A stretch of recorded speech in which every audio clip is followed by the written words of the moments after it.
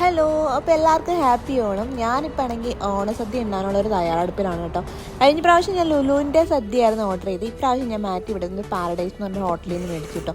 സംഭവം അവരെന്നെ പറ്റിച്ചു. കാര്യം എന്ന് വെച്ചാൽ 1:45 ഫുഡ് കൊണ്ട് തന്നപ്പോൾ എനിക്ക് 2 മണിക്ക് ഡ്യൂട്ടി ഉള്ളതാണ്. എന്നാലും എനിക്ക് സദ്യ കഴിക്കുമ്പോൾ നമ്മൾ കുറച്ച് നേരം ഇരുന്ന് സമാധാനത്തിൽ കഴിക്കണം. പക്ഷേ ഇതെനിക്ക് എപ്പോൾ കഴിച്ച് തീർക്കാൻ പറ്റുമെന്ന് എനിക്ക് തോന്നുന്നില്ല. എന്നാലും ഒരുപാട് കറികളുണ്ടായിരുന്നു കേട്ടോ. ഇതിൻ്റെ എല്ലാത്തിൻ്റെ പേര് പറയാൻ പറഞ്ഞാൽ എനിക്കറിയത്തില്ല. എന്നാലും അറിയാവുന്ന ഇഞ്ചിപ്പുളിയും തോരന്, അവിയൽ, അങ്ങനെയുള്ള കുറേ ഐറ്റംസ് എല്ലാം ഉണ്ടായിരുന്നു. അവയെല്ലാം ഞാൻ വിളമ്പി വെച്ചിട്ടുണ്ട്.